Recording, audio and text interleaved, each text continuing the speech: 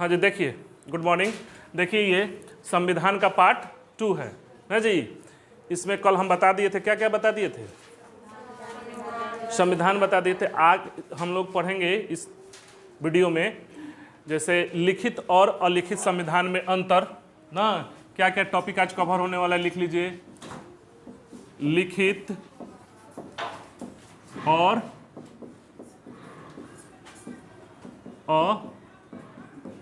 अलिखित संविधान में अंतर कर लेंगे हम लोग आज ना। दूसरा हम कवर कर लेंगे एकात्मक, संघात्मक और अर्ध संघात्मक सरकार चाहे संविधान ना, ये भी लिख लीजिए। एकात्मक, संघात्मक या अर्ध संघात्मक सरकार कह लीजिए, संविधान कह लीजिए या सरकार कह लीजिए, ठीक। और तीसरा हम लोग टॉपिक कवर कर लेंगे आज ही कि भारत का संविधान जो है एकात्मक है कि संघात्मक है कि अर्ध संघात्मक है। यानी भारत का संविधान एकात्मक, सबकी चर्चा करेंगे, संघात्मक कि अर्ध संघात्मक, समझ रहे हैं ना। ये हम लोग चर्चा करेंगे आज के क्लास में। कोई दिक्कत किसी को? कल हम बताए थे लिखित और अलिखित संविधान। आप सोचिएगा, बात समझ रहे हैं कि ये ऐसे क्यों है। बार बार हम कह रहे हैं कि संविधान निर्माता भी आदमी थे, आप भी आदमी हैं। वो सोच सकते हैं कुछ लिखने के पहले, कुछ नियम कानून बनाने के पहले, तो आप भी सोच सकते हैं। आप खुद से सोचना और उसमें टैली कर लेना। तो जो खुद से सोचोगे, हमारा अनुमान है कि मतलब 80% आप खुद सोचोगे, आप मिलाओगे तो मिल जाएगा। 20% इधर उधर से है। अपने से सोच लेना है और मिला लेना है कि जो हम सोचे हैं वो सही है कि नहीं, बस हो गया, तब याद हो जाएगा।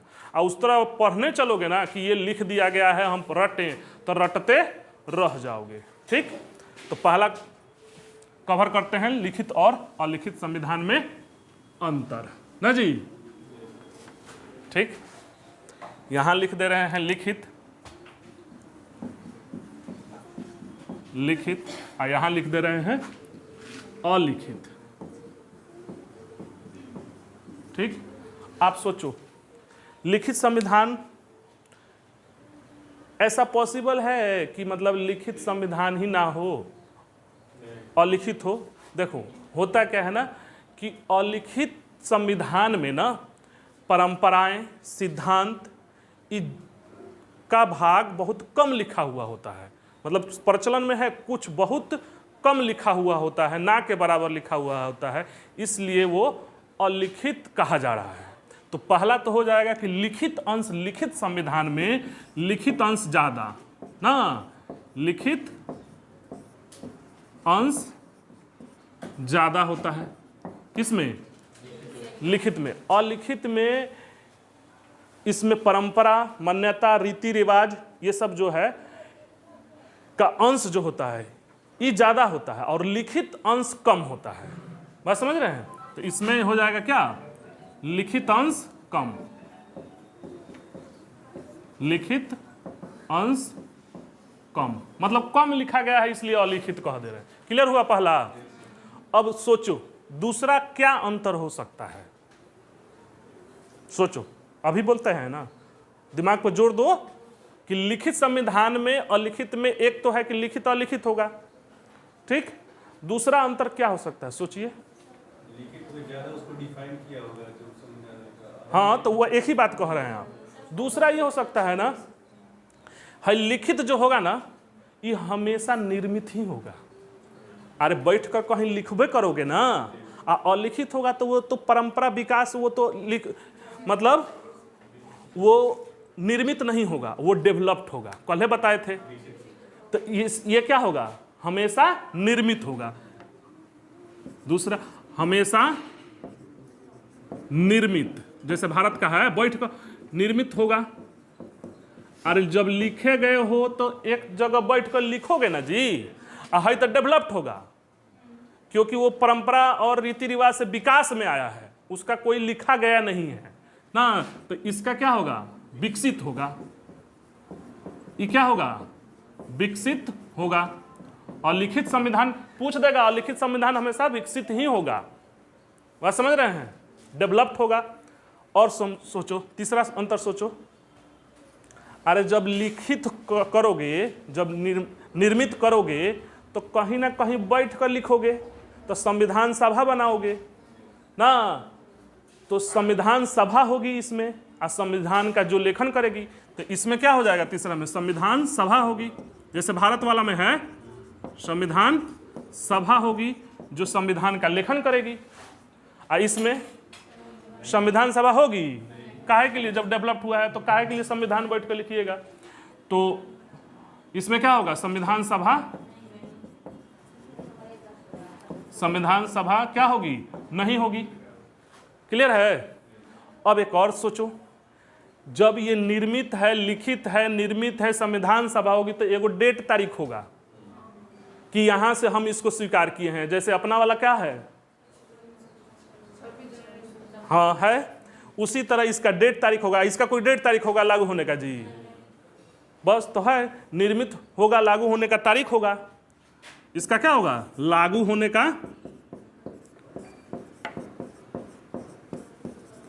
का तारीख होगा कि लिखित है या बैठ कर लिखे हुए हैं, तो इसमें लिखित होने का तारीख होगा कोई। इसमें तारीख होगा। ये तो सिंपल, देखिए ये आपके अंदर है कि नहीं? थोड़ा सा सोचे तो निकल गया कि नहीं? इसमें कोई तारीख नहीं होगा, मतलब अंगीकृत करने का चाहे लागू होने का तारीख नहीं होगा। समझ रहे हैं? ये तो अंतर हो गया। अब ये मोटा मोटी अंतर है। क्या है? मोटा मोटी ये जो सबको दिख रहा है कि लिखित और लिखित में, अरे संविधान सभा होगी, बैठकर लिखे हुए हैं तो तारीख भी होगा, इसमें से कुछ होगा नहीं, डेवलप्ड है। तो अब और समझो, लिखित में पांचवा विशेष, इसको ध्यान देना, ये भी आई है तो बस चलने लायक है। ठीक, ये है जो पढ़ने वाला है। ठीक, कल बताए थे कि संविधान में का जो राज्य व्यवस्था की प्रकृति बताए थे। ठीक, तो राज्य व्यवस्था की प्रकृति में क्या क्या बताए थे? एकात्मक, संघात्मक और संघात्मक। तो ये बताओ कि जब आप लिखने चलोगे ना, तो आपके पास चॉइस है कि राज्य व्यवस्था की प्रकृति, यानी कि संविधान को लागू करने का पावर एक आदमी के पास दे दे, कि बांट दें, कि कुछ बांट दे, कुछ एक आदमी के पास दे दे। लिखा है तो आपके पास तो चॉइस है ना जी। तो इसमें क्या होगा ना कि राज्य व्यवस्था की प्रकृति के सभी विकल्प पाए जाएंगे, एकात्मक भी, संघात्मक भी, अर्धव्यवस्था। तो इसको हो जाएगा राज्य व्यवस्था की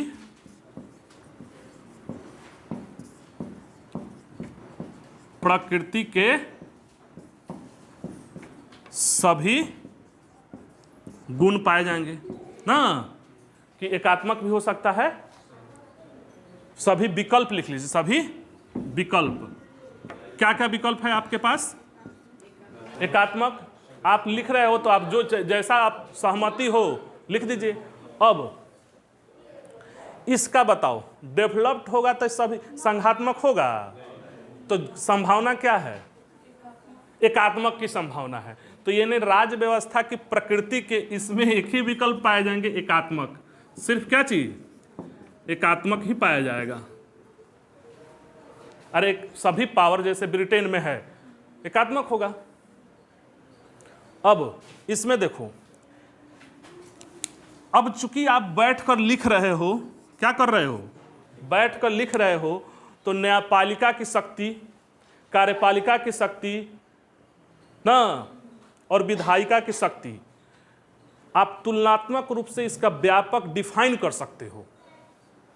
बात समझ रहे हो? न्यायपालिका की शक्ति विधायिका और कार्यपालिका की तुलनात्मक व्यापक होती है। आप लिख सकते हो ना कि इसके पास ये पावर है, जैसे हम लोग का संविधान है तो उसमें डिफाइन किया गया है, तो सरकार के शक्तियों का व्यापक स्वरूप दिखेगा। यहां लिख लीजिए,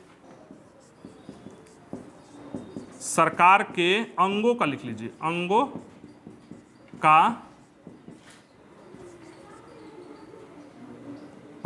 व्यापक स्वरूप दिखने को मिलेगा। शक्तियों का विभिन्न तरह से बंटवारा हो सकता है ना। अच्छा ये बताओ, ये एकात्मक है और एक राजा है, मान कर चलिए, चाहे एक लॉबी है जो सरकार चला रहा है, वो कभी भी न्यायपालिका को ज़्यादा शक्ति देगा? नहीं देगा। न्यायपालिका की शक्तियां सीमित कर दी जाएंगी। किसमें? अलिखित में। ज़्यादा पावरफुल नहीं होगा। इसमें तो बांट दिया गया है ना कि आप इसके काम में हस्तक्षेप नहीं करोगे, बैठकर लिखा गया है ना, तो न्यायपालिका की शक्ति सीमित हो जाएगा। इसमें निकल रहा है कि नहीं? हार्ड है क्या? कुछ नहीं है। अरे मैथ ना है पढ़ रहे हो, ठीक है, हम लोग इसमें घुसेंगे ना तो कुछ नहीं है। बात समझ रहे हो? न्यायपालिका की शक्ति क्या होगी? अच्छा इसमें बताओ कि यहाँ बैठ कर लिखे हो, ठीक, आप बैठ कर जब लिखे हो और सभी लोग सहमत है, तो सबसे इंपॉर्टेंट बात कि सर्वोच्च किसको मानिएगा?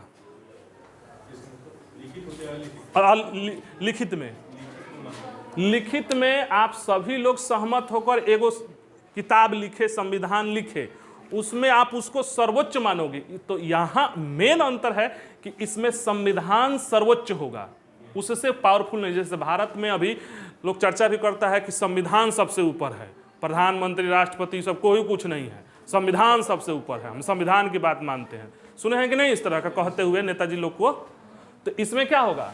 संविधान। क्यों? क्योंकि आप उसमें लिखे हो, सारा बात उसी में लिखा गया है, और उससे ऊपर किसी को बनाओगे नहीं। तो संविधान सर्वोच्च, इसका क्या होगा? संविधान चूंकि लिखे हो ना, इसमें संविधान सर्वोच्च होगा। इसमें लिखित तो है ही नहीं है, परंपरा है, तो मान कर चलिए जो एमपी एमएलए बैठे हुए हैं उनसे ज़्यादा पावरफुल हो जाएगा नहीं। तो इसमें संसद सर्वोच्च होगा। ये क्वेश्चन पूछता है। ब्रिटेन में जैसे है ना, संसद सर्वोच्च है, जो चुनकर आए हैं वो नियम कानून बनाए हैं, क्योंकि उनका कोई लिखित है नहीं, अब बहुत माइनर है। इसमें क्या है, इसीलिए चेंज आ रहा है, हम लोग में इतना परिवर्तन क्यों करना पड़ रहा है? क्योंकि अब मान कर चलिए कि जैसे आज फेसबुक है, जब संविधान लिखा गया था उस समय तो सोशल मीडिया नहीं था, तो सोशल मीडिया था नहीं तो कुछ डाले नहीं हैं लोग कि इसका अपराध में आएगा, साइबर क्राइम में ये आ गया, तो अब अमेंडमेंट कीजिए। चूंकि उस समय बहुत सारी बातें उस समय नहीं थी, तो लोग सोचा भी नहीं, वो नहीं सोचे थे कि एक सोशल क्राइम भी आ सकता है, इस तरह के क्राइम हो सकता है, तो वो संविधान में लिखे नहीं है, तो अमेंडमेंट कीजिए। ये लोग ऐसा कुछ लिखा है नहीं, आएगा वो अपने हिसाब से संविधान में चर्चा कर लेगा, जो भी कंडीशन आएगा और जो भी आपत्ति विपत्ति चाहे जो भी संभावना होगा बैठकर चर्चा कर लेगा और उसी को सर्वोच्च मानेगा। तो इसमें क्या हो जाएगा जी? संसद सर्वोच्च। आपको कौन अच्छा लग रहा है ये बताइए? हैं? अलिखित अच्छा लग रहा है? तो भारतीय में तो है, मगर भारत जैसे देश के लिए लिखित ही ठीक है, व्यापक है। ये आप सबको एक मत में नहीं ला, ये छोटे देश के लिए संभव है। बात समझ रहे हैं? अब बताओ कि ये जो संविधान होगा, ये लिखित जो लिखे हो, ये कठोर भी हो सकता है, लचीला भी हो सकता है, कठोर और लचीला भी हो सकता है। जैसे भारत का क्या है, कठोर और लचीला दोनों है। अमेरिका का क्या है, कठोर है। बात समझ रहे हैं? अमेरिका का कठोर है। बात को क्लियर समझ रहे हैं ना? तो चूंकि आपके पास ऑप्शन है ना कि आप कठोर, किसका कठोर का मतलब क्या हुआ? जा एक कठोर का संविधान कठोर हो सकता है। इसका व्हाट डू यू मीन? कठोर का मतलब हार्ड, पनवा हार्ड। हाँ नहीं, कठोरता का ये अर्थ हुआ कि उसमें अमेंडमेंट करना मुश्किल होगा कि इजी होगा, उसमें सुधार करना, उसको परिवर्तित करना, परिवर्तन के आधार पर कठोर और लचीला कहा जाता है। जैसे कोई नियम बना दिए, बात समझ रहे हैं, उसको आप सुधार करना चाहते हो तो बहुत सारा प्रोसेस है। जैसे भारत में है, ठीक, राष्ट्रपति पर महाभियोग लगाना चाहते हो, चाहे राज्यों की सीमा में इसमें परिवर्तन करना चाहते हो, तो बहुत सारा प्रोसेस है, सारे लागू हो, आगे पढ़ेंगे हम लोग, ठीक। तो वो तो कठोर है। कठोरता और लचीला का मतलब कि उसमें संशोधन करना इजी है कि टफ है। टफ का मतलब कि बहुत सारा प्रक्रिया है। तो ये क्या हो सकता है, ये कठोर भी हो सकता है ना, लचीला भी हो सकता है, लिखित ना, कठोर लचीला दोनों हो सकता है। जैसे हम लोग अपना कठोर, कुछ मामले में कठोर और कुछ मामले में लचीला। कठोर लचीला का मतलब क्या हुआ, कुछ मामले में कठोर है और कुछ मामले में लचीला है, तो कठोर लचीला है। हई नहीं, ये हमेशा लचीला ही होगा। मन में नहीं किया संसद सर्वोच्च है, वो मन में नहीं करेगा। जब संसद सर्वोच्च है तो वो बाय डिफॉल्ट लचीला होगा ना, होगा जी, ये लचीला ही होगा। अंतर बुझे, समझ में आ रहा है जी बात है। अब देखिए, अब इसका कुछ एग्जाम्पल भी है तो देख लीजिए, ठीक, कि लिखित संविधान के कौन कौन से एग्जाम्पल हैं और उसको याद रखिएगा, वो फैक्ट है। इसमें है एक अमेरिका, लिख लीजिए, दिख रहा है ना, यहाँ लिख दे रहे हैं अमेरिका। इसके बारे में इसका लिखित संविधान है, समझ रहे हो। तो ये सबसे पहले लिखित और सबसे छोटा और कठोर है। अमेरिका का संविधान क्या है, सबसे पहले है, सबसे पहले लिखित भी है, लिखित है और कठोर है और सबसे छोटा है। विश्व में कठोर भी है और छोटा है। अमेरिका का संविधान कैसा है, हाँ। और श्रीलंका का जो संविधान है वो सबसे लचीला है। श्रीलंका का लिखित है मगर सबसे लचीला है। इफेक्ट है, पूछ देगा कि सबसे लचीला संविधान किसका है। अब भारत का है, भारत के बारे में आप तो पढ़े हैं कि भारत का सबसे बड़ा है, विश्व का सबसे बड़ा लिखित, लचीला और कठोर दोनों है ना। भारत का क्या है, सबसे बड़ा, लचीला भी है और कठोर भी है, बुझ रहे हो ना। जापान का है, एशिया में प्रथम लिखित संविधान है। जापान का, जापान जो है एशिया में प्रथम लिखित। हाउ अमेरिका वाला, हाँ, एशिया में प्रथम लिखित कौन है, जापान है। बुझ रहे हैं कि नहीं ये बात, बुझा रहा है, गुड। अब उसका कोई उदाहरण देखिए, उसमें जो है ना ब्रिटेन है एक नंबर में, इसका लिखित में क्या है, ब्रिटेन है, सऊदी अरब है, न्यूजीलैंड है, लिख लीजिए। इसमें कौन सा है, ब्रिटेन है और सऊदी अरब है, न्यूजीलैंड है और भी है, सब देखते हैं आगे आएगा ना। इजराइल भी है इसमें, इस श्रेणी में इजराइल जो आता है,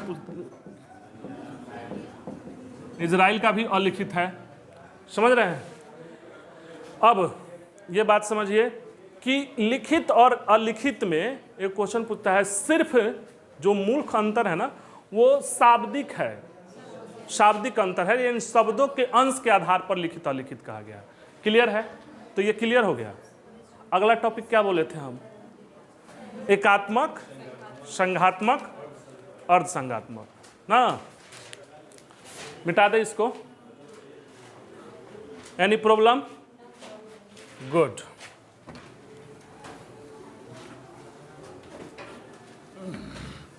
कुछ है जी इसमें, मैथ वक्त से इजी पढ़ रहा है कि नहीं?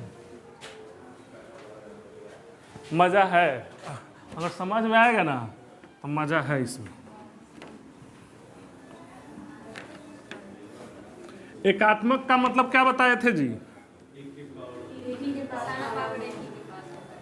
एक ही के पास मतलब एगो व्यक्ति के पास कि ग्रुप ऑफ व्यक्ति के पास? Group of people.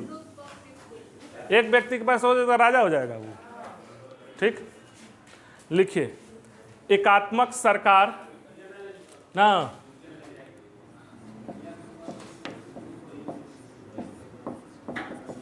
सरकार कह लीजिए चाहे संविधान कह लीजिए। एकात्मक संविधान होगा ना तो एकात्मक सरकार बनेगी। हाँ, संविधान, एकात्मक संविधान होगा तो एकात्मक सरकार बनेगी। बात समझ रहे हैं? एक इधर लिख लीजिए संघात्मक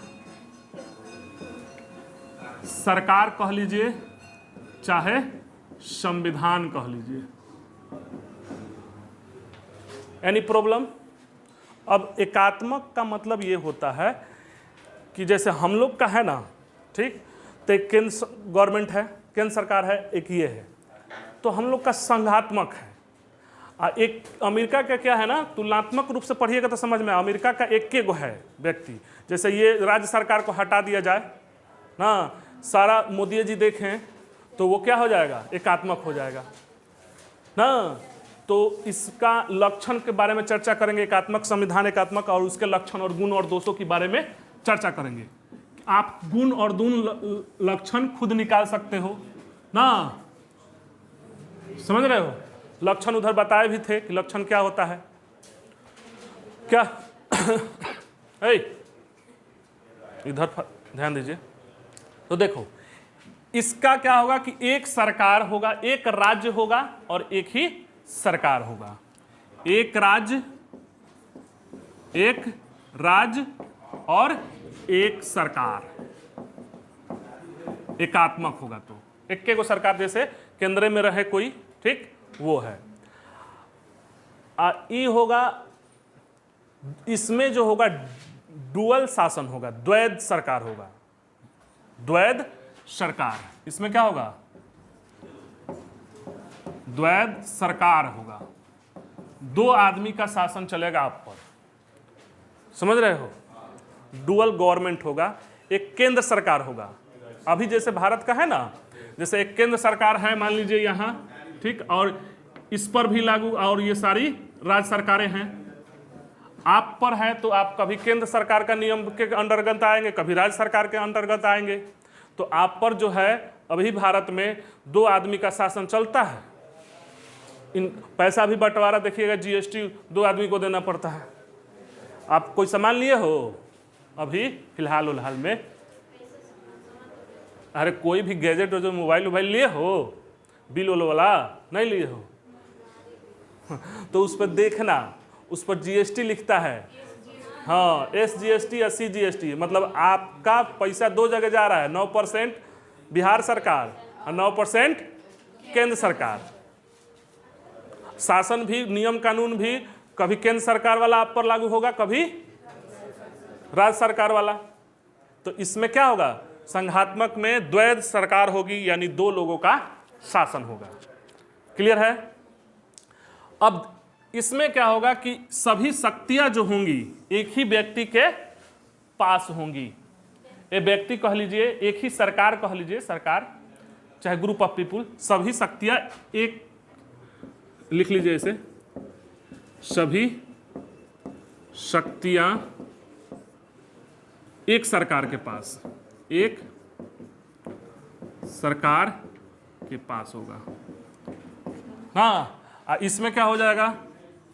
सभी शक्तियां एक सरकार के पास होगा जी, तो क्या होगा?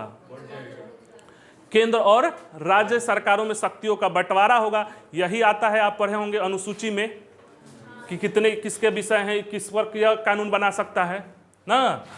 तो इसमें ऐसे लिख लीजिए, शक्तियों का बंटवारा होता है, शक्तियों का बंटवारा किसमें किसमें?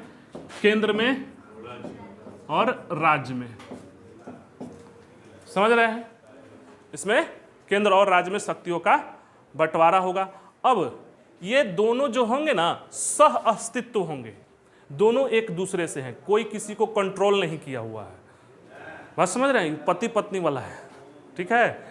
ये इन दोनों का सह अस्तित्व, समझ रहे हैं? सिम्बियोटिक फॉर्म में रहेंगे, वो भी उससे जिए, वो भी उससे जिए। बात समझ रहे हैं? दोनों एक दूसरे का आदर करें, सम्मान करें, किस हद तक करें। बात समझ रहे हैं? जैसे एक जोक है ना, आता है कि जैसे था ना, एक बोल रहा था कि एक आदमी, पति पत्नी में लड़ाई नहीं हो रहा था, ठीक, और दूसरा परेशान था पड़ोसी उसका कि आप लोग में लड़ाई क्यों हो रहा है। तो वो बोला कि सिंपल सा बात है, पूछा एक व्यक्ति से कि आपके घर में पति पत्नी में 20 साल हो गया, लड़ाई नहीं होता, क्यों नहीं होता? तो बोला कि घर के छोटे मोटे काम में मैं हस्तक्षेप नहीं करता, ये मैडम जी फैसला लेती हैं, कैसे घर में क्या बनेगा, हमारी इनकम कहाँ खर्च होगी, लड़का कहाँ पढ़ेगा, क्या नहीं पढ़ेगा, कहाँ जाना है, क्या आएगा क्या नहीं आएगा, इस सब मैडम डिसाइड करती हैं। तो आप क्या करते हैं? तो हम ये करते हैं कि रसिया को, यूक्रेन को, रसिया पर हमला करना चाहिए कि नहीं, ठीक, इस सब पर मुद्दों पर हम चर्चा करते हैं, ठीक। भारत को ये काम करना चाहिए कि नहीं करना चाहिए, इसलिए हम लोग के बीच लड़ाई नहीं होता है। नहीं समझ में आया?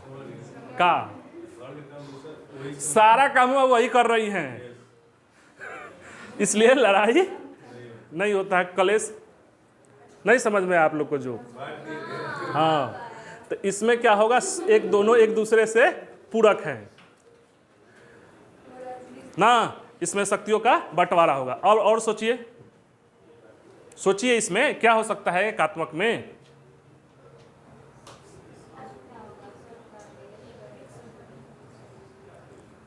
शक्तियों का बंटवारा नहीं होगा।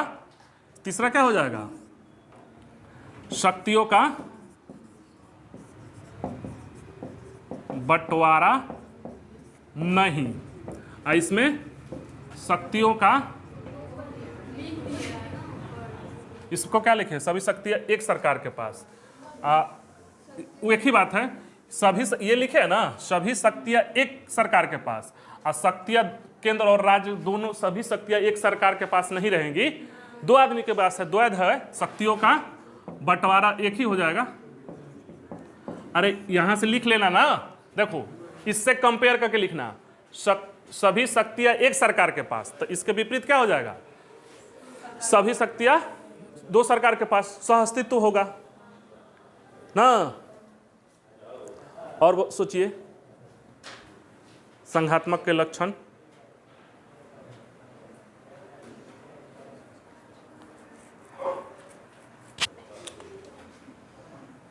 और सोचिए ना, देखो एकात्मक सरकार होगा ना, एकात्मक सरकार तो निर्णय तीव्र होगा। इसमें क्या होगा, अच्छा या खराब का नहीं कह रहे हैं, फास्ट डिसीजन होगा। इसमें क्या होगा, इसमें निर्णय तीव्र होगा। एक आदमी है, एक व्यक्ति में है, अब सभी कोई डिसीजन लेना हो तो पावर कीजिए ना। ये हम चर्चा कर रहे हैं भारत के संदर्भ में नहीं, जनरल बात कर रहे हैं। इसमें क्या हो जाएगा कि निर्णय विलंब होगा। इसमें क्या हो जाएगा, निर्णय विलंब। इसीलिए देखिएगा भारत सरकार में आप लोग का कंप्लेन रहता है ना। और क्या हो सकता है,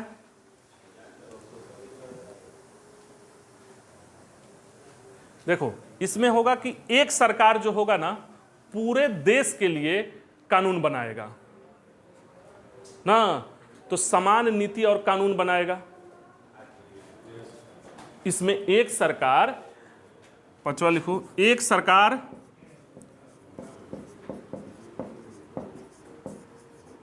पूरे देश के लिए कानून बनाएगा। अब इसका अर्थ क्या हुआ, इसमें क्या होगा ना कि दोहरी नागरिकता होगी।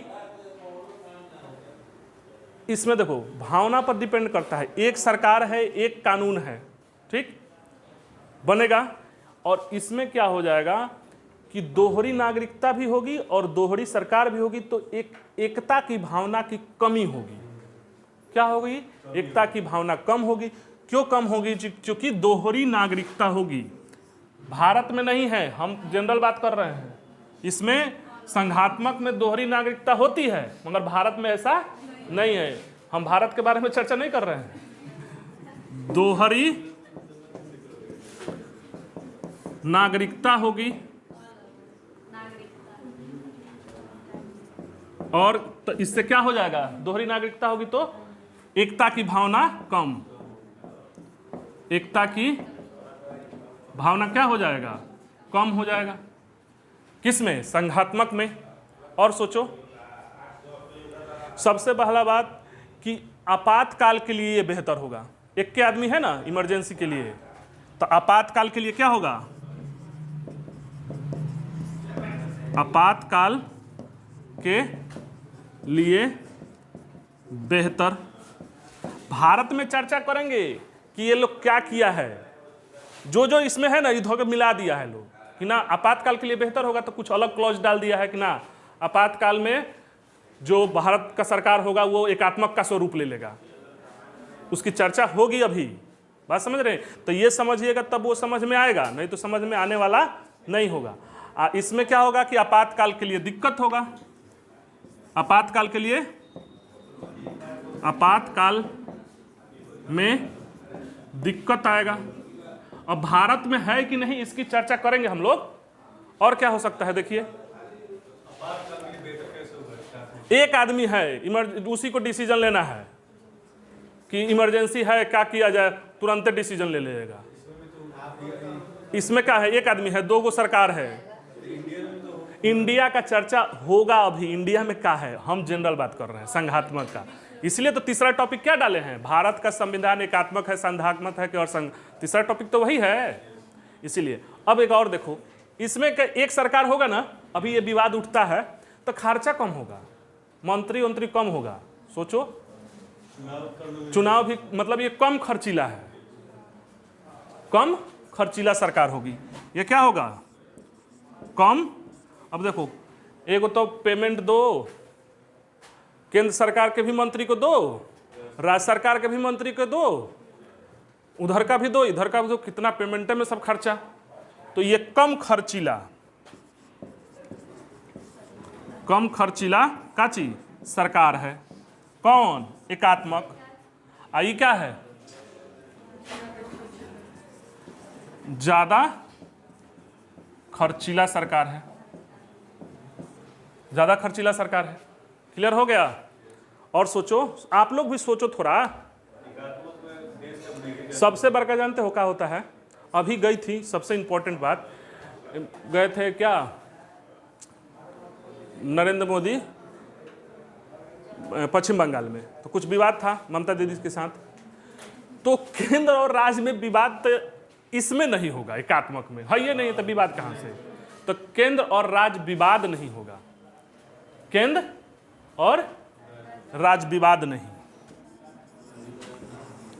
देखो फायदा, इसमें केंद्र और राज्य विवाद नहीं। आप एक बार निकाल लोगे, एक बार समझ जाओगे। इसमें क्या होगा? केंद्र और राज्य विवाद होगा, केंद्र और राज्य विवाद तो होगा, होता ही है। कभी ममता दी मना करती है, कभी वो मना करते हैं, होता है ना। और क्या हो जाएगा? मगर सबसे इंपॉर्टेंट बात है ना कि एकात्मक है, ये कम क्षेत्र वाले और जनसंख्या में कम, उसके लिए सफल है ये। अरे गवर्नमेंट, टाइप ऑफ गवर्नमेंट को अपनाना है हम लोग को, तो हम देख लेते हैं कितने फॉर्म है और कौन सा हम लोग के लिए सूटेबल है। हम बना तो हम लोग खुद रहे हैं ना।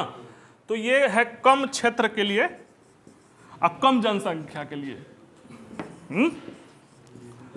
कम क्षेत्र और कम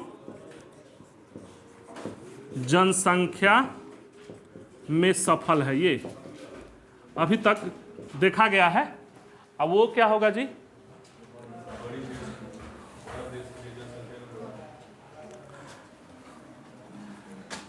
बड़े देश और बड़ी जनसंख्या, बड़े देश और जनसंख्या ज़्यादा होगा तो इसमें सफल है। और भी है इसमें, अभी पीछे बता ही चुके हैं, ठीक है। केंद्र और राज्य के विवाद नहीं होगा, न्यायपालिका की शक्तियाँ इसमें किस में ज़्यादा होगी, इसमें कम होगा, पीछे बताए ही हैं अभी ना।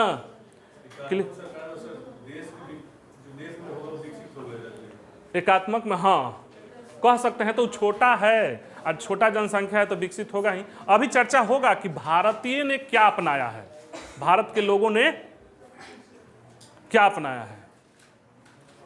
अब देखो एक और है कि इसमें जो होगा ना, द्विसदनात्मक व्यवस्था करनी ही पड़ेगी, द्विसदन करना ही पड़ेगा। एगो चुन के आएगा, जैसे एगो राज्यसभा लोकसभा है ना, और उधर भी है राज्य में भी है, देख रहे हैं ना। तो द्विसदनात्मक व्यवस्था करनी ही पड़ेगी, और इसमें कोई ज़रूरत नहीं है, नहीं भी करोगे तो काम चलेगा। बड़े देशों में ये कारीगर है ना, समझ में आ गया।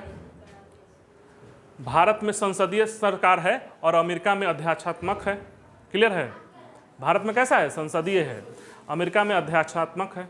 अब चर्चा करते हैं कि भारत का संविधान कैसा है, अगला टॉपिक, इसको मिटा देते हैं ना, तब ये आपका कंप्लीट हो जाएगा।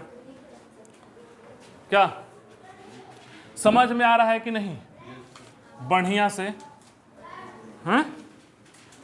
आप एक बार पढ़ लोगे और खुद सोचोगे ना तो आप में विकास होगा। क्या होगा, विकास। मोदी जी तो नहीं लाए, आप लोग ला दोगे, विकास हो जाएगा, समझ रहे हो। जॉब हो जाएगा, शादी ब्याह हो जाएगा तो विकास हो ही जाएगा, समझ रहे हो, समझ गए। इसलिए पढ़ो आराम से, मजे से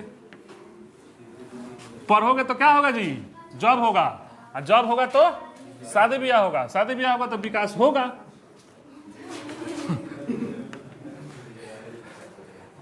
हाँ लिखिए, भारत का संविधान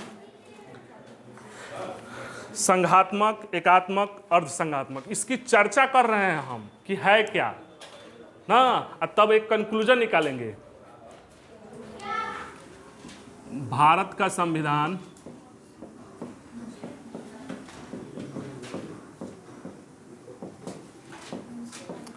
संघात्मक, एकात्मक, यूनिटरी, फेडरल, इसका हिंदी होता है फेडरल, इंग्लिश फेडरल है इसका, यूनिटरी, आई क्वासी फेडरल, अर्धसंघात्मक, या यहां पे लिख लीजिए, अच्छा समझ में आएगा, या अर्ध, बुझा रहा है पर ठीक कि भारत का संविधान क्या है। ठीक, अब समझो थोड़ा सा बात को, कॉन्सेप्ट थोड़ा समझिएगा। ये लोग जब संविधान बना रहा था ना, ठीक, जब संविधान सभा हो रहा था, ये जब चल रहा था, तो हम लोग के पास दो मॉडल था, एगो अमेरिका वाला, ठीक, एगो था, नहीं अमेरिका वाला एगो था, और एगो था क्या बोलते हैं, और भी था, ब्रिटेन में तो चलिए रहा था, और एक था अमेरिका के ऊपर कौन है, ना ना अमेरिका के ऊपर रसिया है, पावर में नहीं, मैप में अमेरिका के ऊपर कौन है, अरे ध्यान, चीन है, कनाडा, यही पढ़ रहे हो ना, ठीक, सही पढ़िए मैप में। तो दो था। तो देखो भारत का जब संविधान बन रहा था तो हम लोग के पास मॉडल था एक अमेरिका का जो अपनाया हुआ था, जो आगे चल के फेल कर गया। एक था परिसंघ बना लेने का। क्या था, परिसंघ। चर्चा हुआ कि हम लोग संघ बनाए कि परिसंघ बनाए। अभी कंस्ट्रक्शन की बात हो रही है, बढ़िया से समझिएगा। हम लोग जैसे आप लिखने चलो संविधान, है क्या बोर हो रहे हो, कोई बात नहीं, फिर भी समझिए, इंटरेस्ट लीजिए, आएगा। जैसे भारत का संविधान बन रहा है, लिखने लोग बैठे हुए हैं, तो सोचिएगा ना कि कौन सा मॉडल अपनाएं। तो एक था कि परिसंघ वाला। तो परिसंघ क्या होता है इसको समझिए, ये होता है कॉन्फेडरेशन। तो कॉन्फेडरेशन ये होता है कि जैसे छोटे छोटे राज्य हैं ना। जैसे ये मान लीजिए छोटा है, ये छोटा है, ये छोटा छोटा राज्य है ना। ये छोटा छोटा राज्य अपना कुछ पावर किसी एक व्यक्ति को दे दे, व्यक्ति या व्यक्ति समूह को, कि जैसे रक्षा का, चाहे वित्त का, चाहे बाहरी अटैक का, आप लोग देखिए ना, इस तरह की भावना थी। मतलब ये सब अलग अलग है, ठीक। जैसे भारत में है ना, भारत का देखो, जैसे बिहार राज्य है, बिहार है, झारखंड है, ये अपना कुछ पावर केंद्र सरकार को दे दे और उसके अनुसार कार्य करे। भारत में अभी ऐसा है नहीं, हम चर्चा करेंगे। तो इस तरह के व्यवस्था को परिसंघ कहते हैं, यानी कुछ पावर इसको दे दे छोटा छोटा, तो ये है परिसंघ। ये एक मॉडल था, ठीक। अब इसमें देखो, इसमें विवाद क्या आएगा, कुछ शक्तियां दे देंगे तो पावरफुल कौन होगा, परिसंघ उतना मजबूत नहीं होगा। हो सकता है कि इसमें से कोनो निकल ही जाए, कहेगा कि ना हम नहीं रहेंगे। मतलब 8 आदमी 10 आदमी है, एक आदमी को अलग बॉडी बना दिया जाए, कहा जाए कि आप हमारा ये मैटर देखिएगा, तो जब तक मन मिल रहा है तब लोग हम लोग उसको दे रहे हैं, पावर नहीं मिल रहा है तो ये तो परिसंघ कमजोर हो जाएगा। तो एक ये तरह की व्यवस्था था। तो हुआ क्या कि अमेरिका में 17 जुलाई 1976 स्वतंत्र हुआ, 13 कॉलोनियाँ था, ये सब मिलकर परिसंघ बनाया लोग। आगे देखा लोग कि ये फेल हो गया था। तो अमेरिका में एक, आगे पढ़िएगा आप लोग, फिलाडेल्फिया सम्मेलन हुआ था, ठीक। उसके बाद अमेरिका ने फिर संघ बना लिया। ये परिसंघ को खत्म करके अमेरिका क्या कर लिया, संघ बनाया। संघ बनाया, ये एक हम लोग देख रहे थे संविधान बनाने वाले, बात समझ रहे हो। ये हम लोग के मतलब जो संविधान निर्माता थे उनके दिमाग में ये था कि ऐसे ऐसे अमेरिका में हो चुका है, ठीक। दूसरा एक था कि अब अमेरिका संघ हो गया था। अब संघ हो गया अमेरिका के, तो हम लोग के संघ में भी दो देख रहे थे कि एगो कनाडा मॉडल था, एगो अमेरिका मॉडल, एगो कनाडा मॉडल। परिसंघ का तो लो हटा दिया कि ना हम लोग परिसंघ नहीं बनाएंगे, फेल हो गया, पहले से अनुभव देख लिया लो ना, क्योंकि ये कमजोर हो जाएगा। और कौन आगे फोड़ फाड़ देगा, इस सबको फोड़ फाड़ना समझ रहे हो, भड़का उड़का देगा तो वो अलग भी हो सकता है, तो इस तरह से चलेगा नहीं। तो देखा लो कि ये संघ बनाया। अब इसमें मॉडल में जो था ना कि कनाडा का संघ जो था वो अमेरिका से ज़्यादा शक्तिशाली था। कनाडा जो संघ बनाया था वो अमेरिका से ज़्यादा शक्तिशाली था। शक्तिशाली कहने का मतलब कि वहाँ केंद्र ज़्यादा मजबूत था, ठीक। यहाँ राज्य ज़्यादा मजबूत थे, लगभग बराबर के ऊपर था। तो हम लोगों ने कनाडाई मॉडल अपनाया है। बात समझ रहे हैं, कोई दिक्कत किसी को, बात समझ में आया। अब भारत के संविधान के बारे में कुछ प्रोफेसर हैं, विद्वानों का मत है ना कि भारत का संविधान है क्या। एक्चुअल में भारत का संविधान जो है एकात्मक है। दूगो तो मॉडल था ही, दूगो मॉडल था, एक था संघात्मक और एक एकात्मक। हम लोगों ने तीसरा बनाया है अपने हिसाब से। तो इस पर चर्चा का विषय है कि ये बनाया क्या है। कभी लक्षण एकात्मक का शो करेगा, कभी संघात्मक का। तो एक प्रोफेसर केसी विलर थे, लिखिए, ये पूछता है कि किसके अनुसार, प्रोफेसर केसी ई साहब बोले कि भारत का संविधान अर्ध संघात्मक है। भारत का संविधान क्या है, अर्ध संघात्मक है। पूछेगा ये क्वेश्चन, मिला है कि नहीं कहीं। केसी विलर के अनुसार भारत के संविधान में जो है ना वो क्योंकि भारत का है, ये किस आधार पर बोल दिए कि अर्ध संघात्मक है कि अभी चर्चा होगी कि कुछ लक्षण तो संघात्मक के आएगा और कुछ लक्षण एकात्मक के आएगा। कंफ्यूज थे हम लोग, तो ये बोल दिए कि ये अर्ध संघात्मक है, ठीक। एगो जी ऑस्टिन थे, ठीक, वो बोले थे कि ये सरकारी संघवाद है, सहकारी संघवाद। जी ऑस्टिन ना जी ऑस्टिन ये बोले थे कि सहकारी संघवाद, कोऑपरेटिव कोऑपरेटिव फेडरेशन है, मतलब एक दूसरे से फेडरेशन में है, मतलब एक दूसरे के सहयोग से है। ये कौन बोले थे? एक और थे सर आइवर जेनिंग्स ना, जेनिंग्स नाम है ना, जेनिंग्स साहब। ये क्या बोले थे?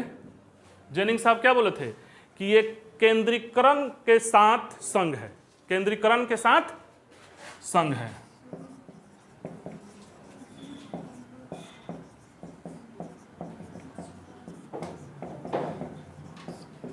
ये पूछता है कोर्ट, जेनिंग्स ने बोला था कि ये केंद्रीकरण के साथ क्या है? संघ है। अब ये विवाद हुआ कि भारत का संविधान है क्या एक्चुअल में, तो सुप्रीम कोर्ट कहा अपना कि ये संघीय संविधान है। भारत का क्या है? सुप्रीम कोर्ट क्या बोला है कि संघीय संविधान है। तो ये ध्यान रखिएगा, सुप्रीम कोर्ट क्या बोला है इसके बारे में? संघीय संविधान है, संघ का संविधान है, संघीय संविधान है। कोई दिक्कत किसी को? सुप्रीम कोर्ट के अनुसार ये चारों याद रखिएगा, ठीक? मिटा दें। अभी तक हमने ये बताया कि हम लोग परिसंघ को तो रिजेक्ट कर दिए हैं, ठीक? संघ में हम लोग का एक अमेरिकाई मॉडल था और एक कनाडाई मॉडल था। हम लोग के संविधान में कुछ लक्षण एकात्मक के, कुछ लक्षण संघात्मक के पाए जाते हैं, ठीक? तो अब वो कौन कौन से लक्षण हैं जो एकात्मक और संघात्मक का है और क्यों विवाद का है, उसके बाद उसकी चर्चा करते हैं, ठीक? मिटा दे इसको, बुझा रहा है? एक बार पढ़ लो या एक बार वीडियो देख लो, अगर कोई आपसे बतिया ले इसके बारे में, ठीक है, आप हार जाओ तो कहना कि क्या पढ़ाए थे, पीठ ठोक देंगे। पीठ ठोकना समझ रहे हो? है? हाँ, कि जाओ ये हमारा शिष्य है, इसको कोई झुका नहीं सकता, अर्जुन टाइप का। नहीं समझ रहे हो कि द्रोण शिष्य, घमंड था ना कि द्रोण शिष्य अर्जुन, मतलब क्या हुआ कि मतलब द्रोण उस समय के महान शिक्षक थे और उनका शिष्य है, और उस पर से द्रोण प्रिय शिष्य ना। तो लिखिए भारत के संविधान के संघात्मक लक्षण। हाँ, मजा आ रहा है कि नहीं जी?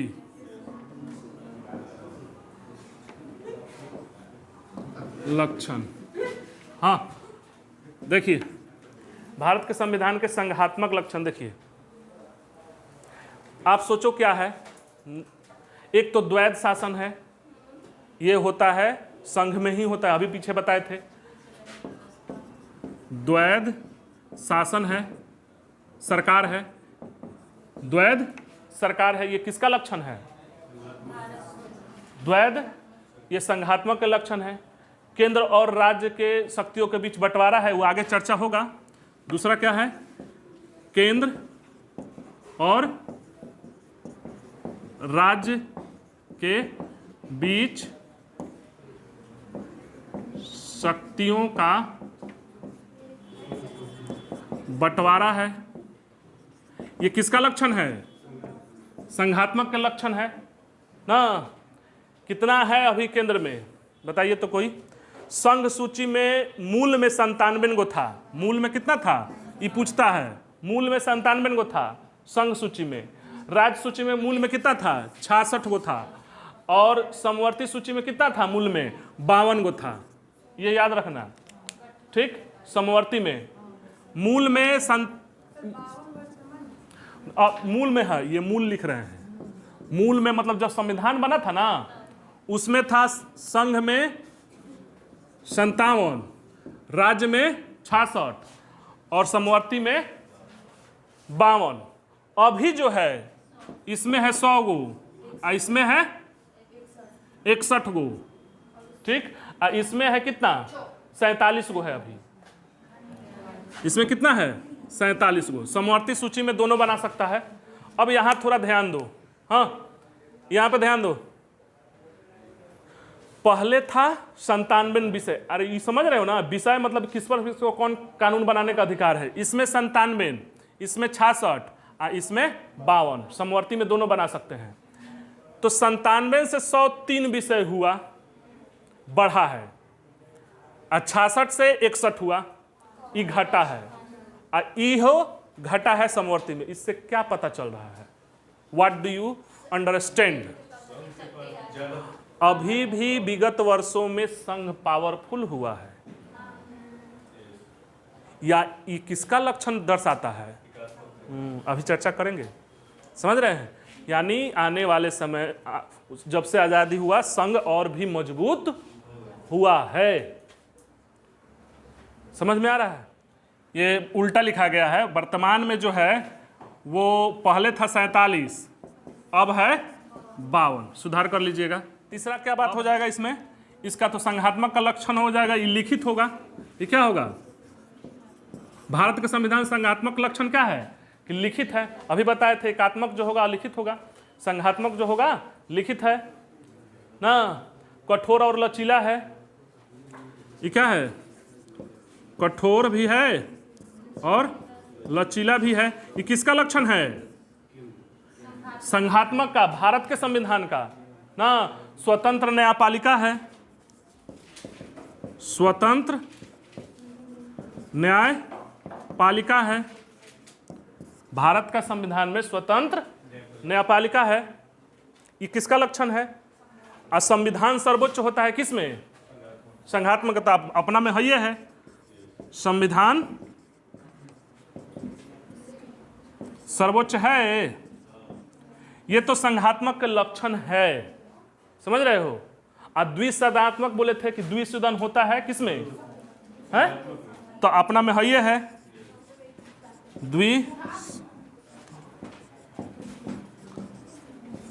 द्विसदनात्मक है, ये है। देख रहे हैं। अब आते हैं भारत में एकात्मक के लक्षण। ठीक, ये समझना है। एकात्मक के लक्षण, तब हम कह सकते हैं ना कि भारत का संविधान कैसा है। एकात्मक के लक्षण में देखो, केंद्र ज्यादा शक्तिशाली है। पहला अभी समझा रहे थे, केंद्र ज्यादा शक्तिशाली।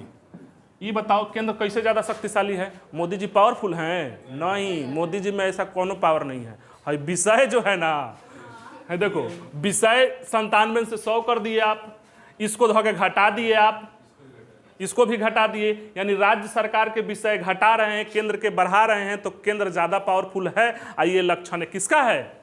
एकात्मक का है। नहीं समझ रहे हैं? अब एक और है भारत में, इसमें तो संघात्मक में होता है डुअल नागरिकता होती है। संघात्मक में डुअल नागरिकता होती है, मगर भारत में एकल नागरिकता है।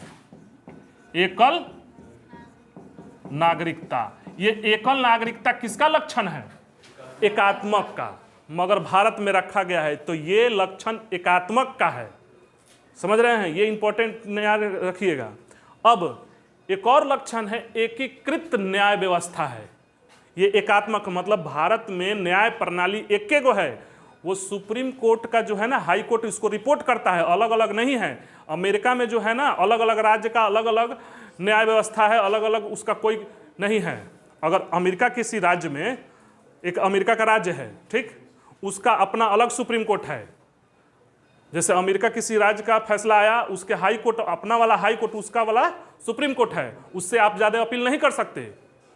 बात समझ रहे हैं? यहाँ क्या है? हाई कोर्ट से सुप्रीम कोर्ट जा सकते हैं। यानी एकीकृत न्याय प्रणाली है। ये लक्षण किसका है? एकात्मक का। एकीकृत न्याय प्रणाली है। क्लियर है? एकीकृत न्याय प्रणाली है। अब देखो, आपातकाल का प्रावधान था, उसमें बोले थे कि फास्ट होता है। तो जब भी आपातकाल आएगा ना भारत में ना, तो पावर आ जाता है, ये लक्षण आ जाता है केंद्र सरकार के पास। सारा ये राज्य सरकार का पावर सीज। तो ये किसका लक्षण है? एकात्मक का। आपातकाल प्रावधान जो है ना, आपातकाल प्रावधान। उधर बताए थे कि संघात्मक में आपातकाल में दिक्कत होता है, तो हम लोगों ने क्या कर दिया कि अलगे डाल दिया एगो कि ना आपातकाल जब आएगा ना तो पावर केंद्र सरकार के पास चला जाएगा। तो कुछ तो लक्षण दिख रहा है, यहां दिख रहा है संघात्मक वाला, यहां दिख रहा है एकात्मक वाला। तो हम लोग को तो मिक्सचर बना दिया है ना हल्दीराम भुजिया। ठीक, बात समझ रहे हैं। तो क्या है 352, यहीं पे देख लीजिए, याद हो जाएगा। 352 का है आर्टिकल 352 राष्ट्रीय आपातकाल है ना, और 356 और 360, 356 और 360 ना, ये है राष्ट्रीय ना, ये है जिसको के राज्य में लगता है 356, ये जिसको हम राष्ट्रपति शासन बोलते हैं ना, इसको क्या बोलते हैं वित्तीय आपातकाल। तो इसमें शक्तियां किसके पास चली जाती हैं? केंद्र के पास। ये लक्षण किसका है? अब देखो एक और है, उसमें देखो एकात्मक का लक्षण अखिल भारतीय सेवा। ये किसका लक्षण है? अखिल भारतीय सेवा। ये देखो समझो एकात्मक का कैसे है। अखिल भारतीय सेवा यानी कि आईएएस पीसीएस आईएएस जो हैं, ठीक, रिक्रूट कौन करता है? केंद्र सरकार। बात समझो। रिपोर्ट किसको करता है वो? जैसे अभी यहाँ डीएम है साहब हैं, कौन इनको भर्ती किया है? केंद्र सरकार। रिपोर्ट किसको करेंगे? केंद्र सरकार और राज्य सरकार दोनों को। पेमेंट यहाँ से भी होगा, कुछ है आगे बताएंगे। मगर आपका राज्य बिहार राज्य में केंद्र सरकार का आदमी काम कर रहा है, छापरा में भी कर रहा है, हर जिला में कर रहा है। यानी कि कहीं ना कहीं कंट्रोल तो किया हुए हैं केंद्र सरकार कि आप क्या कर रहे हो। साथ में आप अपना एक और राज्य का लगा सकते हो पीसीएस वाला, मगर वो रिपोर्ट करेगा केंद्र को। केंद्र का भेजा हुआ आदमी है वो। तो आप क्या देख रहे हो यहाँ? एकात्मक का है नहीं कि हम अपना आदमी भेजे हुए हैं। डीएम जो हैं वो केंद्र सरकार को रिपोर्ट करते हैं और वो केंद्र सरकार रिक्रूट करता है। बात समझ रहे हैं? और उसको करने का आप ट्रांसफर कर सकते हैं, मगर वो सब केंद्र सरकार राष्ट्रपति नियुक्त करते हैं। बात समझ रहे हैं? विशेष पास हो जाइएगा यूपीएससी तो राष्ट्रपति द्वारा नियुक्त किया जाता है ये जो डीएम साहब लोग हैं। बात समझ रहे हैं? तो ये भी लक्षण किसका है? अखिल भारतीय सेवा। आप सोचो एकात्मक का लक्षण है कि नहीं? राज्य है, आप बिहार राज्य है, बिहार का अपना मुख्यमंत्री है, मगर कर्मचारी जो हैं केंद्र सरकार के हैं, हर एक राज्य में है, हर एक जिला में है। समझ रहे हैं? तो अखिल भारतीय सेवा भी प्रदर्शित करता है क्या है? हाँ। अब एक और देखो लक्षण, राज्य नस्वर है। ये इंपॉर्टेंट है, राज्य नस्वर है। भारत के बारे में कहा जाता है कि भारत का जो संघ है ना, राज्य नस्वर है। यानी कहने का मतलब कि है भारत में केंद्र, नस्वर कहने का मतलब कि आज बिहार की सीमा यहाँ तक है, कल मिलाकर वहाँ तक हो जाएगा। तो ये तो बिहार की सीमा बदल गई ना, बिहार का नामों बदल दिए, बिहार का इसे बदल दिए। तो राज्य तो नस्वर है ये है, मगर केंद्र क्या नस्वर है? वो मिटने वाला नहीं है। नस्वर कहने का मतलब सीमा में परिवर्तन कर दें, नाम में परिवर्तन कर दें। बिहार राज्य था पहले, झारखंड था, बिहार था, आज अपना अलग हो गया, वो अलग हो गया, झारखंड एक नया क्रिएट भी हो गया। तो राज्य को क्रिएट करने का ना, चाहे उसको सीमा में परिवर्तन करने का पावर जो है केंद्र सरकार के पास है। और ये लक्षण किसका है? एकात्मक का है, राज्य नस्वर है। एक और बात देखिए,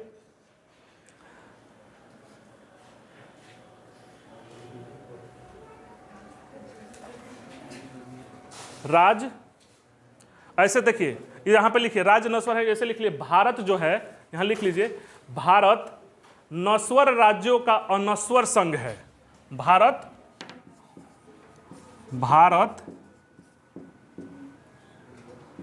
नस्वर राज्यों का अनस्वर संघ है। यानी संघ नहीं मिटेगा, कौन मिट जाएगा? राज्य। ठीक, यानी ये स्टेट के लिए कह रहे हैं। और एक देखो एकात्मक के लक्षण, और देखो एकीकृत निर्वाचन प्रणाली, ये भी तो शो करता है ना। एकीकृत एकीकृत निर्वाचन प्रणाली, मतलब एक गो आदमी निर्वाचन कराएगा, ये भी शो करता है क्या चीज, एकात्मक का। एक और बात देखो, राज्यपाल भी है केंद्र का, यानी तो राज्यपाल जो है तो केंद्र सरकार के द्वारा भेजा, ये राज्य का प्रमुख तो वही है ना, राज्यपाल जो राष्ट्रपति मनोनीत करते हैं, तो वो भी एकात्मक का गुण है ना। राज्यपाल यानी कि शासन जो है वो राष्ट्रपति ही कर रहे हैं, बस देखने का फर्क है। और एक देखाओ, एकीकृत लेखा जांच प्रणाली है। एकीकृत लेखा जांच प्रणाली कहने का मतलब ये हुआ कि जैसे ऑडिटर होता है ना, ऑडिटर जनरल, जैसे आप साल भर में क्या खर्चा किए, कहाँ खर्चा किए, क्या ये की, इसका सब व्यवस्था करना है, वो भी एक ही आदमी है, वो केंद्र और राज्य दोनों का करेगा।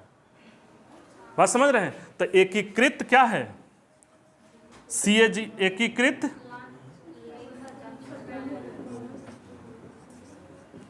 एकीकृत लेखा परीक्षा, एकीकृत लेखा प्रणाली भी है, जांच, एक लेखा जांच प्रणाली, मतलब CA क्या है, CAGI ना, वो भी केंद्र और राज्य का दोनों का। देखो अब थोड़ा देखो, यहाँ भी केंद्र और राज्य दोनों का, ये लक्षण किसको डिनोट कर रहा है कि केंद्र सरकार ज़्यादा है, जो चाहेंगे वो होगा। हम दोनों का, आपका पैसा का हिसाब किताब रखेंगे, केंद्र सरकार रख रहा है। अपना एक राज्यपाल भी नियुक्त करिए दिए, जो कुछ भी करिएगा राज्य में वो रिपोर्ट हो जाएगा वहाँ। निर्वाचन एक प्रणाली है, ये है, न्याय व्यवस्था है, ये है, अपना आदमी अखिल भारतीय सेवा है, ये है, ठीक। आपातकाल में आप एक होइए जा रहे हो, सारा पावर सीजे कर दे रहे हो। एकीकृत न्याय प्रणाली है, एकल नागरिकता है, ये सारे लक्षण क्या चीज के हैं, एकात्मक के हैं। इधर के वाला क्या चीज का है, तो का है भारत का संविधान कुछ मामले में एकात्मक, कुछ मामलों में संघात्मक, इसलिए भारत का संविधान अर्ध संघात्मक है। संघीय सुप्रीम कोर्ट के अनुसार संघीय संविधान है। क्लियर हो गया?